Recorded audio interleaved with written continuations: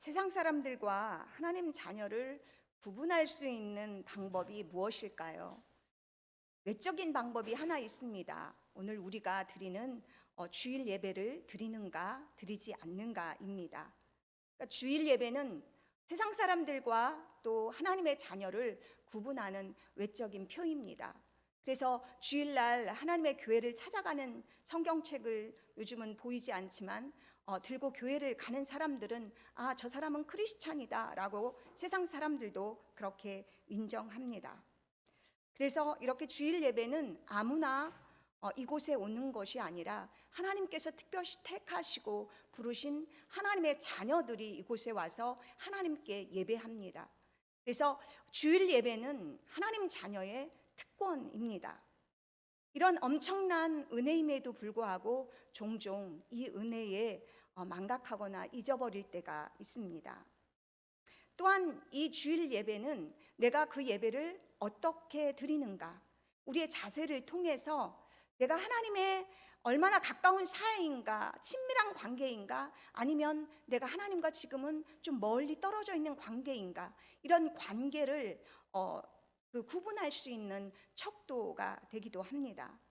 오늘 말씀을 통해서 하나님이 정말 기뻐하시는 예배는 어떤 자세로 드리는 것이 하나님이 기뻐하시는 예배인지를 살펴보겠습니다. 오늘 이사야 1장은 전체 66장의 서론과도 같은 그러한 역할을 합니다. 그런데 하나님께서 1장에서 이스라엘 백성에 대해서 하나님의 법정에서 고발을 합니다. 그러니까 법정에서 고발을 한다는 것은 이게 하나님 뜻대로 율법대로 살지 않았음을 의미합니다. 그래서 하나님은 그 증언자를 불러 내세웁니다. 하늘과 땅을 증언자로 불러 세웁니다. 왜냐하면 이 증언자인 하늘과 땅은 하나님께서 모세를 중보자로 하여 이스라엘 백성들과 언약 관계를 맺었을 때의 증인이기 때문입니다.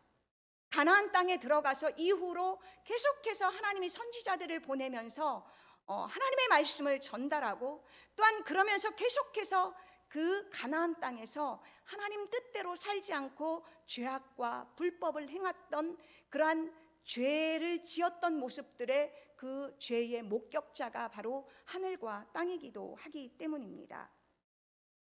오늘 10절에 이렇게 시작합니다. 너희 소돔의 관원들아, 여호와의 말씀을 들을지어다. 너희 고모라의 백성아, 우리 하나님의 법에 귀를 기울일지어다. 하나님의 백성, 내 자녀라고 하지 않고 오늘 소돔의 관원들이라고 말씀합니다. 너희 고모라의 백성이라고 말씀합니다. 이스라엘 백성들을 향해서 소돔과 고모라의 백성이라고 지칭하고 있습니다. 왜 그렇습니까? 우리가 창세기의 소돔과 고모라라는 그 도시는 죄악이 관영해서 하나님께서 불심판으로 멸망받아 심판받은 도시의 이름들이기 때문입니다. 그러니까 이스라엘 백성들이 얼마나 심각하게 타락했는지를 보여주는 단어가 바로 소돔의 관원들이고 고모라의 백성인 것입니다. 그러니까 지금 이스라엘 백성들이 하나님의 이들이 부패함 때문에 심판을 받아 마땅한 소돔과 고모라와 같은 그러한 형편에 처해졌음을 의미적으로 말씀하고 있습니다. 이들이 얼마나 심각하게 타락했는지 이사야 1장 4절에 이스라엘 백성을 지칭하는 단어들을 통해서 알 수가 있습니다. 슬프다, 이렇게 시작합니다. 범죄한 나라요, 허물진 백성이요, 행악의 종자요. 행악의 씨앗이라는 것입니다. 씨는 심은 대로 거둡니다. 불법을 행하고 행악을 거두는 씨앗과 같다고 말씀합니다. 행위가 부패한 자식이라고 말씀합니다. 자식이긴 자식인데 그가 하는 모든 행위들이 부패한 자식이라고 말씀합니다. 왜 그런가? 그들이 여호와를 버리며 이스라엘의 거룩하신 일을 만홀히 여겨서 멀리하고 물러갔다라고 말씀하고 있습니다. 11절 15절에 의하면 이들의 타락이 어디에게까지 갔는가? 바로 이 예배에까지 타락했음을 보여주고 있습니다. 우리 10절 12절에 보면 여호와께서 말씀하시되 너희의 무수한 재물이 내게 무엇이 유익하뇨? 나는 순양의 번제와 살찐 짐승의 기름에 배불렀고 나는 수송아지나 어린 양이나 순염소의 피를 기뻐하지 아니하노라. 너희가 내 앞에 보이러 오니 이것을 누가 너희에게 요구하였느냐? 내 마당만 밟을 뿐이니라. 무수한 재물이 있고 화려한 예배 예식이 있기는 하지만 하나님께서 이 무수한 재물을 거부하고 기뻐하지 않는다라고 말씀합니다. 그저 내 앞에 보이러 온다, 그냥 눈도장 찍고 간다라고 말씀합니다. 하나님 없는 예배, 하나님이 받으시지 않은 예배, 그래서 내 몸만 와 있는 예배, 그래서 마당만 밟고 간다라고 말씀하고 있습니다. 왜 하나님은 이렇게 예배를 받지 않으시는가? 이 예배 예식은 하나님이 분명히 이스라엘 백성에게 주신 명령이었습니다. 주신 의식이었습니다. 그런데 오늘 이 예배를 받지 않으신다라고 말씀합니다. 저는 오늘 두 가지를 오늘 말씀 속에서 생각해 보고자 합니다. 하나님께서는 이런 형식적인 예배를 받지 않으신다라고 말씀합니다. 성전에서 드려지는 제사와 절기 가운데 우리도 부활절을 드리고 성찬절을 드리고 오순절을 드리고 이런 예수님의 그 인생의 주기에 따라서 절기 예배를 드립니다. 이스라엘 백성들도 마찬가지입니다. 유월절 또 월삭 그 한 달의 첫날을 드리는 것, 안식일 또한 유월절, 무교절, 오순절, 초막절 이런 절기들이 하나님께서 명령하시고 지키라는 절기였습니다. 특별히 성전 제사의 핵심은 무엇에 있는가? 하나님과의 만나는 시간입니다. 오늘 저희들의 온 목적도 하나님을 만나기 위함입니다. 그런데 거룩하신 그 하나님 앞에 절대로 죄인은 그냥 갈 수가 없습니다. 그래서 항상 하나님 앞에 성전에 나아가기 위해서는 피의 제사를 드려야만 했습니다. 죄를 해결하고 난 후에 그리고 하나님께 가서 예배하고 그리고 예배를 드림을 통해서 내가 하나님의 자녀라는 그 정체성을 확인하고 하나님의 뜻대로 살겠다라는 결단을 하며 살아가는 그 거룩을 하는 목적이 하나님께서 우리에게 안식일 예배를 주신 이유입니다. 그런데 오늘 무수한 재물을 드린다고 하고 그 무수한 재물에게 내게 무슨 유익이 있겠느냐라고 이것을 거부하는 것을 볼 수가 있습니다. 하나님의 백성이 하나님 앞에 나아갈 때 피의 제사는 무수한 재물이 필요하지 않습니다. 그게 적든 크든 하나님께서 허락하신 재물에 따라서 그냥 피가 그 재물의 피가 나의 죄악을 씻을 수 있는 피가 필요로 합니다. 그런데 이방인의 제사는 다릅니다. 그들은 많은 제물을 드림으로 말미암아 정성과 희생을 통해서 하나님 앞에 지극한 희생을 보여드림을 통해서 하나님 내게 요구하는 내게 복을 달라고 하는 그 목적이 있기 때문에 이방인의 제사와 하나님이 우리에게 허락하신 그 제사에 분명한 차이점이 있습니다. 그런데 이스라엘 백성들은 이렇게 이방인의 무수한 재물을 통해서 그들이 일상의 삶에는 엉망으로 하나님 앞에 살아놓고 죄악을 부패한 삶을 살아놓고 하나님 앞에 예배를 드림으로 다 했다.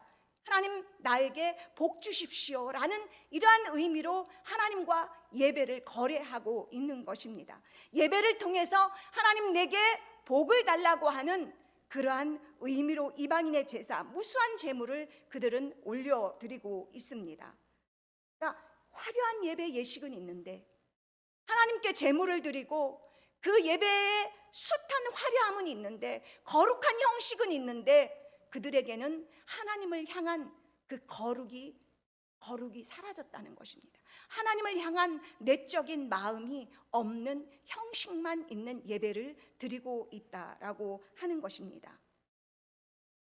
예수님 시대에도 이러한 형식적인 예배를 예수님은 화 있을진저 바리새인들이여 라고 경고했습니다. 그들은 오늘 본문에 나와 있는 이스라엘 백성들처럼 거룩했습니다. 겉으로 드려지는 예배 예식 속에는 흠이 없었습니다. 일주일에 2번씩 금식하고 기도하고 또 구제도 하고 그리고 11조도 정성껏 그들은 하나님 앞에 올려드렸습니다.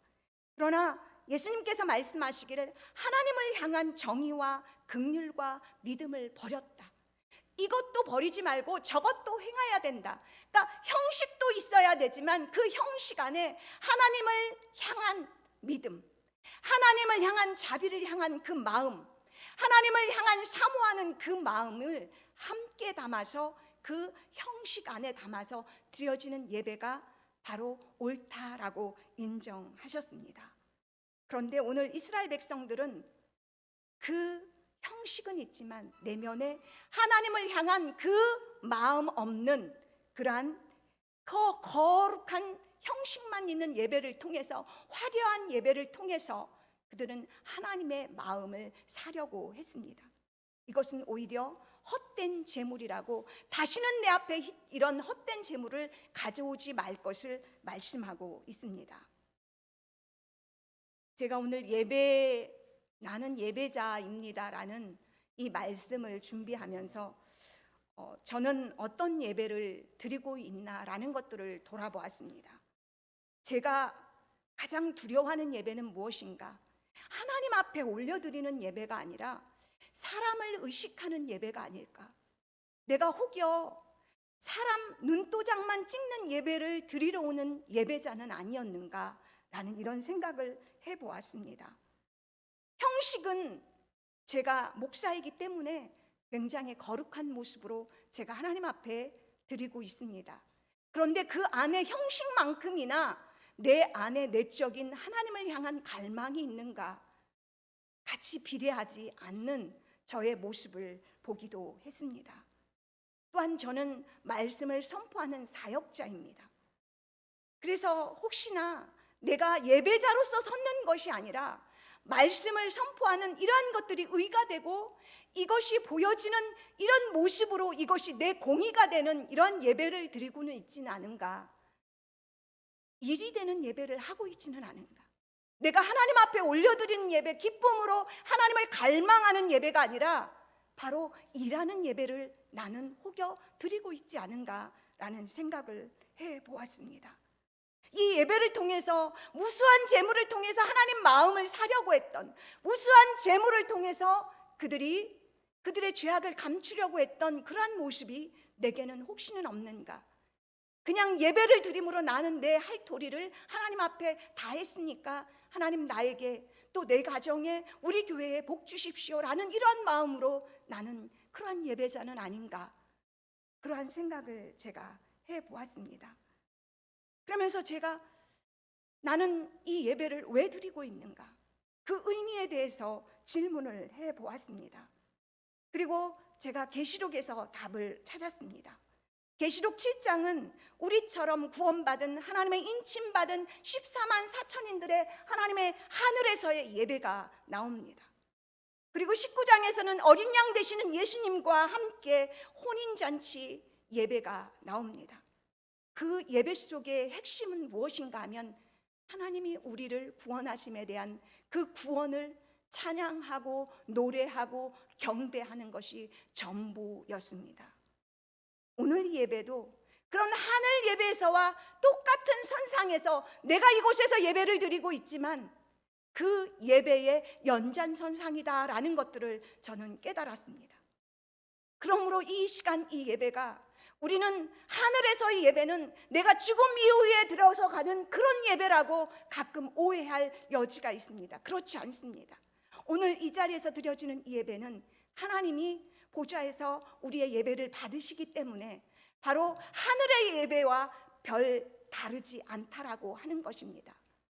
어린 양의 혼인 잔치의 그런 연속산송에서 우리가 그러한 예배를 드리고 있다라고 할 때 이 예배가 얼마나 거룩한 것인가? 내가 이 예배자로 이곳에 나와 있는 것이 얼마나 의미 있는 것인가? 그러므로 내가 이 예배에 얼마나 정성과 하나님을 갈망해야 되는 그러한 마음으로, 하나님을 기대하는 마음으로, 하나님을 사모하는 마음으로 나와야 하는가라는 그러한 결론을 얻었습니다. 두 번째로 살펴보는 것은 우리 이런 예배는 우리의 일상의 삶과 분리되지 않는다라고 하는 사실입니다. 13절, 14절입니다. 헛된 드린 제물을 다시 가져오지 말라.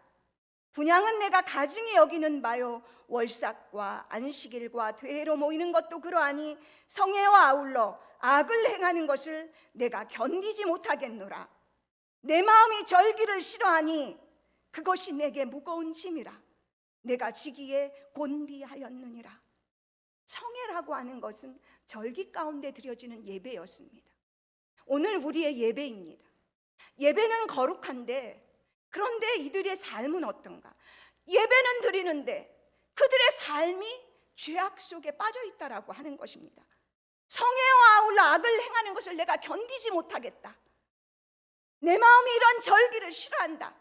이런 예배 드리지 말아라 라고 오늘 말씀하고 있는 것입니다. 15절에 그 근거가 나와 있습니다. 예배로 들여오는 그들의 손에 너희의 속에 피가 가득함이라. 이 손이 어떤 피입니까? 죄악을, 피를 흘렸던, 많은 사람들을 고통스럽게 했던 그러한 피인 것입니다.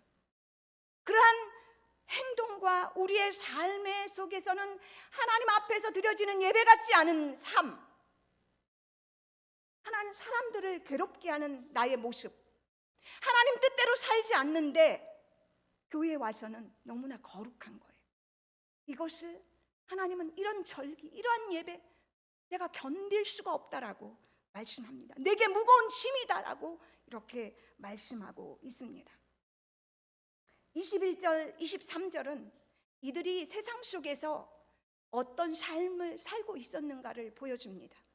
특별히 그들의 주류 사회의 왕들, 주류 사회의 지도자들, 관원들, 재판장들, 제사장들, 이런 사람들의 삶 말씀합니다. 21절, 23절입니다.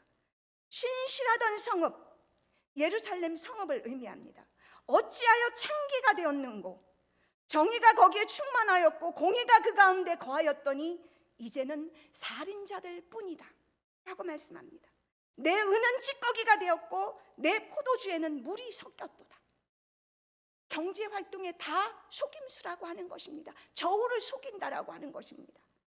내 고관들은 패역하며 도둑과 짝하며 다 뇌물을 사랑하며 예물을 구하며 고아를 일하여 신원하지 아니하며 과부의 송사를 수리하지 아니하는도다. 하나님께서 절기를 주신 목적은 출애굽에서 그 근거를 찾을 수가 있습니다. 하나님께서 출애굽의 구원 역사를 기억하고 내가 현재 나의 정체성이 무엇인가, 하나님과의 언약 관계에 있다. 이 정체성을 확인하고 하나님이 나를 어떻게 구원하셨는가 라고 하는 것입니다. 그래서 하나님께서는 그 절기를 지낼 때마다 항상 잊지 말라고 했던 것이 뭐냐면 사회적인 약자들입니다. 고아나 과부나 나그네들, 그들과 함께 즐거워하라 라고 했던 것이 하나님이 명령하신 절기들이었습니다. 고아와 과부를 돌본다는 것은 출애굽의 구원의 핵심입니다.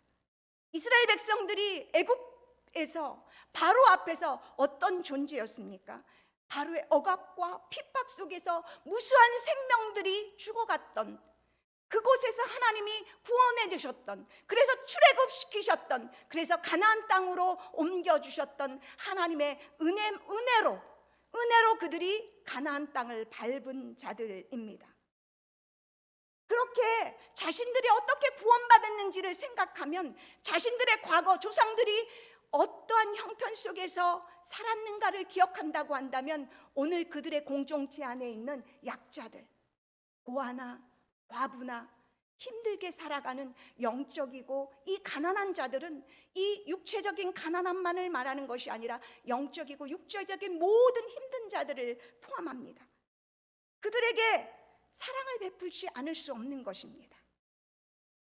하나님께서 나를 어떻게 구원하는지를 그 정체성을 안다면, 내가 어떻게 구원받는지를 안다면, 거저 받은 구원이라는 것을 안다면 내가 살고 있는 이 자리에 약자들을 향해서 돌봄의 의무를 이 바로 절기 속에서 주셨을 때 주셨던 의무와 책임이었던 것입니다.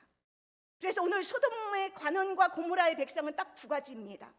재판에서 그들이 공정, 하나님의 정의를 베풀지 않았다는 것, 그리고 또 그들이 이렇게 가난한 자들, 사회적인 약자들, 영적인 약자들을 돌보지 않았다라고 하는 것입니다. 이 두 가지는 다 어디에서 근거하는가? 하나님이 주신 율법에 근거합니다. 그래서 소돔과 고모라의 백성들에게 그렇게 부르면서 오늘 10절에 말씀하시는 첫 번째 단어가 뭐냐면 하나님의 말씀을 들어라. 너희들 이렇게 부패하고 타락한 이스라엘 백성들아, 여호와의 법에 귀를 기울여 보아라. 내가 어떤 명령을 내렸는지 너희는 확인해 보아라 라고 오늘 말씀하고 있습니다. 이처럼 제사와 절기 기본 정신은 하나님을 경외함입니다. 그런데 하나님을 경외하고 내 주변의 이웃들을 사랑하라 라고 하는 말씀입니다. 그러니까 예배와 삶은 절대로 분리되지 않는 것입니다. 내가 하나님을 사랑하고 내가 예배하는 자면 나의 삶 속에 그러한 자들이 있는가? 그러한 자들을 향해서 내가 어떻게 제스처를 취하고 그들을 어떻게 돌봐야 할 의무가 있는가라는 것들이 함께 간다라고 하는 뜻입니다. 예수님도 그렇게 말씀하셨습니다. 너희가 예배하러 와서 예물을 제단에 드리려다가 내 형제들에게 원망 들을 만한 일이 생각나면 그거 화해하고 와서 예물을 드려라 라고 말씀하셨습니다. 사도 바울도 똑같은 말씀을 하셨습니다. 형제들아, 내가 하나님의 모든 자비하심으로 너희를 권하노니 너희 몸을 하나님이 기뻐하시는 산 제물로 너희가 드려라 라고 하는 것입니다. 일상의 우리의 삶에서 우리 스스로가 하나님 앞에 드려지는 산 제물처럼 내가 사람들에게 그렇게 하나님 뜻대로 살아가라 하는 것입니다. 제물은 어떻습니까? 하나님 앞에 드려지는 제물들, 양, 하나님 앞에 올려드리는 그 제물들 어떠합니까? 하나님 뜻대로 숨지키면서 반항하지 않습니다. 하나님 말씀에, 하나님 법에 순종할 뿐입니다. 그렇게 너희들이 예배뿐만이 아니라 너희의 일상의 삶에서 그러한 삶을 추구하며 거룩을 쫓아라. 내가 거룩하니 너희도 거룩하라 한 명령이 이와 같은 것입니다. 오늘 이렇게 하나님은 타락한 이스라엘 백성들을, 부패한 이스라엘 백성들, 예배와 삶이 이원화된 이스라엘 백성들을 향해서 회개를 촉구하고 있습니다. 16절 17절입니다. 너희는 스스로 씻으며 스스로 깨끗하게 하여 내 목전에서 너희 악한 행실을 버리며 행악을 그치고 선행을 배우며 정의를 구하며 학대받는 자를 도와주며 고아를 위하여 신원하며 과부를 위하여 변호하라 하셨느니라. 너희는 스스로 씻으라. 너희는 스스로 죄악된 그 삶을 깨끗하게 하라라고 말씀합니다. 왜 그렇습니까? 유다 백성들의 손에 죄악으로 관영해서 그들의 손에 피가 가득하기 때문이라고 15절에 그 이유가 말씀하고 있습니다. 하나님과의 이 관계를 회복하기 위해서는 오늘 죄로 더럽혀진 그들의 죄를 씻으라고 오늘 하나님은 말씀하고 있습니다. 회개란 무엇일까? 제가 곰곰이 생각하던 중에 회개라는 한자를 제가 들여다보았습니다. 그러니까 뉘우칠 회, 고칠 게입니다. 근데 뉘우칠 회자에 마음 변심 심자가 있더라고요. 그러니까 먼저 우리가 뉘우쳐야 되는 게 마음의 변화입니다. 마음을 바꿔라. 마음을 고쳐라. 왜? 마음으로부터 모든 죄악이 싹이 트고 그리고 말로 나가고 우리 손과 발로 죄를 짓기 때문인 것입니다. 하나님 앞에서 먼저 우리의 마음의 변화가 일어난 다음에 그 다음에 해야 되는 것이 무엇인가? 바로 16절에 나와 있습니다. 너희 악한 행실을 버려라. 행악을 그쳐라. 잘못된 행위를 그치고 버려라라고 말씀합니다. 그리고 더 나아갑니다. 더 적극적으로 하나님의 뜻을 행하라. 이것이 바로 회개입니다. 17절에 선행을 배우며 정의를 구하며 학대받는 자를 도와주며 고아를 위하여 신원하며 과부를 위하여 변호하라. 그러니까 마음을 먼저 뉘우치고 마음을 바꿔서 그리고 잘못된 행위를 고치고 그리고 더 적극적으로 하나님이 명령하신 뜻대로 살아가라 하는 것이 회개라는 단어 속에 들어있는 뜻입니다. 세례 요한이 회개를 선포했습니다. 그러면서 회개에 합당한 열매를 맺으라고 말씀했습니다. 옷 2벌 있는 자는 없는 자에게 나눠줘라. 바로 먹을 것이 있는 자는 먹을 것이 없는 자에게 먹을 것을 나눠줘라. 세리들에게는 부과한 세금 외에는 그렇게 부과하지 말아라. 군인들에게는 사람에게서 강탈하지 말라. 거짓으로 고발하지 말고 받는 그 임금으로 족한 줄 알라라고 말씀했습니다. 그러니까 적극적으로 하나님 뜻대로 너희가 하나님 앞을 돌아왔냐? 그러면 하나님 뜻대로 살라라고 말씀하고 있는 것입니다. 오늘 18절, 오늘 하나님께서 오늘 우리에게 주시는 말씀입니다. 여호와께서 말씀하시되 오라 우리가 서로 변론하자. 너희의 죄가 주홍 같을지라도 눈과 같이 희어질 것이요 진홍같이 붉을지라도 양털같이 희게 되리라. 오늘 심판받아 마땅한 이스라엘 백성들에게 하나님은 먼저 오라라고 요청하고 있습니다. 하나님께 돌아오라라고 초대하고 있습니다. 그리고 나서 우리가 서로 변론해보자. 너희의 죄가 무엇인지 한번 변론해서 너희의 죄가 한번 들여다보아라, 이런 것입니다. 그리고 그 죄를 깨달았으면 나에게 돌아와라 라는 뜻이 있습니다. 이스라엘 백성들에게 소돔의 관원들, 고모라의 백성들아, 너희는 멸망받아 심판받아 마땅한 죄악으로 정말 죽어 마땅한 죄인들이다 라는 뜻이 들어있습니다. 그런데 하나님은 일방적으로 그들을 심판하시지 않고 다시금 그들을 요청해서 초대해서 돌아오라고 지금 하나님이 회개를 요청하고 있는 것입니다. 우리 예수님도 그렇습니다. 예수님은 이렇게 갈급한 자들을, 하나님을 향해서 어떻게 하는 것이 돌아가는 것인지 모르는 자들을 향해서 찾아가셨습니다. 그리고 맞춤 설교를 하셨습니다. 특별히 요한복음 4장에는 사마리아 여인이 나옵니다. 그녀는 여러 남편을 두었습니다.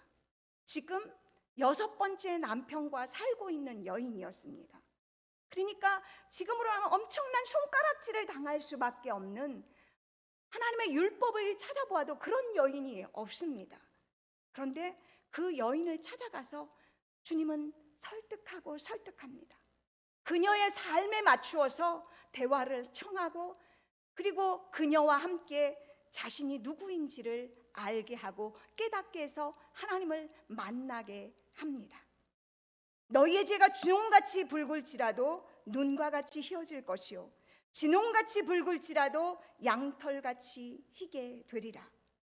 너희의 죄가 주홍같이 붉을지라도, 너희의 죄가 진홍같이 붉을지라도, 붉다라는 색깔, 빨간색을 오늘 강조하고 있습니다. 이 붉은색이 무엇을 생각나게 합니까? 바로 제사 때마다 흘리는 제물의 피를 생각나게 합니다. 왜? 죄가 있는 자에게 무조건 이렇게 죄에 대한 잔혹성, 죄가 얼마나 심각한가, 이렇게 생명의 피를 바꾸어야만 바로 하나님 앞에 나아갈 수 있는 존재다라는 것들을 이 붉다라는 표현 속에 들어 있습니다. 이런 죄, 인간의 죄가 바로 피를 흘려야만 깨끗하게 될 수 있는, 살 수 있는 그런 존재가 된다라고 하는 것들을 보여주는 것입니다. 우리 예수님은 이 죄 문제를 위해서 해결하기 위해서 하나님께서 보내주셨습니다. 그래서 예수님께서 친히 십자가에서 피를 흘려주셨습니다. 요한일서 1장 7절에 예수의 피가 우리를 모든 죄에서 깨끗하게 하실 것이요, 하나님 앞에 나아가는 이스라엘의 무수한 백성들이 제사 드릴 때마다 양의 피를 흘려서 제단 뿔에 흘리고 제단에 붓고 제단 아래에 그 피를 흘렸습니다. 그와 마찬가지로 우리 예수님께서 하나님의 아들이신 그분이 십자가에서 모든 피를 흘리심으로 우리의 죄를 사해 주셨습니다. 십자가에서 흠없는 자기를 하나님께 드린 그리스도의 피가 어찌 너희 양심을 죽은 행실에서 깨끗하게 하고 살아계신 하나님을 섬기게 하지 못하겠느냐. 어떤 죄라도 회개하면 희게 되리라. 하나님이 용서하십니다. 하나님이 용서하십니다. 이것이 바로 복음이고 하나님이 우리를 이 복음에 요청하고 있는 것입니다. 이렇게 이 복음의 요청에 하나님의 부르심에 응답하는 자는 언제나 하나님께서 용서하실 만반의 준비를 갖추고 계시다라는 하나님의 설득이 바로 오늘 18절인 것입니다. 너희의 죄가 주홍같이 붉을지라도 눈과 같이 희어질 것이요 진홍같이 붉을지라도 양털같이 희게 되리라. 그러니 내 앞에 다시금 돌아와라 라고 하는 뜻이 있습니다. 사마리아 여인이 예수님이 찾아오셨을 때 예수님 예배 장소가 어디입니까? 사마리아 사람들은 이 사마리아가 예배 장소라고 하고 유대인들은 예루살렘이 예배 장소라고 하는데 우리 주님은 예배 장소가 어디입니까? 라는 질문을 했습니다. 그때 우리 주님이 하신 말씀입니다. 아버지께 참되게 예배하는 자들은 영과 진리로 예배할 때가 오나니 곧 이때라. 아버지께서는 자기에게 이렇게 예배하는 자를 찾으시느니라. 장소적인 예배를 말씀하지 아니하시고 바로 영과 진리로 예배하는 이때가 바로 예배다라고 말씀하셨습니다. 아버지는 이렇게 예배하는 자를 찾으신다. 바로 성령이 하나님 함께 하셔서 하나님의 임재 가운데 하나님을 간절히 찾고 찾는, 하나님을 갈망하는 그 진심으로 하나님을 찾는 자에게 바로 하나님 그것이 예배다라고 우리 주님이 말씀하셨습니다. 시간과 장소를 불문하고 이러한 성령으로 하나님의 임재를 간구하며 하나님이 나에게 찾아오실 것을 간절히 갈망하는 그 마음 가운데 그것이 온전한 하나님이 기뻐하시는 아버지가 찾으시는 예배다라고 우리 주님이 말씀하셨습니다. 누가복음 15장의 탕자의 비유의 둘째 아들 이야기입니다. 그는 아버지에게 유산을, 살아계신 아버지에게 유산을 달라고 했습니다. 살아계신 아버지에게 유산을 달라고 하는 건 아버지 얼른 죽으세요 라고 하는 말입니다. 이건 완전히 사형에 쳐야 할 배은만덕한 이런 자식이 없는 것입니다. 그런데 아버지는 유산을 상속합니다. 그런데 그 돈을 가지고 가서 그 둘째 아들이 허랑방탕하게 삶을, 모든 재산을 다 털어버립니다. 그리고 그가 먹을 것이 없어서 돼지치는 일을 하면서 돼지가 먹는 그 밥 쥐엄 열매를 먹으면서 그때서야 아버지를 기억합니다. 그러면서 그가 하나님께 간구합니다. 내가 하늘과 아버지께 죄를 지었나이다. 지금부터는 아버지의 아들이 아닌 품꾼으로 여겨 주옵소서. 둘째 아들이 그 돼지를 치던 더럽고 그 배고파하던 그곳, 죄를 고백하던 그곳, 회개하던 그곳, 아버지를 기억하던 그곳, 그리고 아버지께로 돌아가야겠다고 결심했던 그곳이 바로 영과 진리로 예배했던 예배인 것입니다. 하나님이 참으로 기뻐했던 예배입니다. 톰 라이트의 예배를 말하다라는 책에서 이와 비슷한 예가 있었습니다. 이는 살인죄로 감옥에서 오랫동안 복역했던 제이슨 리처스의 고백입니다. 그는 그 감옥 안에서 엄청난 죄책감에 어찌할 바를 몰랐습니다. 어떻게 해야 할 바를 모르던 그가 불교 서적을 읽고 이슬람 서적을 읽고 그러다가 마지막에 성경책을 잡게 되었습니다. 그리고 성경을 읽으면 읽을수록 하나님이 어떤 분이시는 알게 되었습니다. 그러면서 더더욱 그가 얼마나 큰 죄인인가, 그 죄를 해결할 수 없어서 더욱 괴로워했습니다. 그러던 어느 날 밤 시편 51편 14절을 읽는데 그의 눈이 떠졌습니다. 하나님이여, 하나님이여, 나의 구원의 하나님이여, 피 흘린 죄에서 나를 건지소서. 내 혀가 주의 의를 높이 노래하리이다.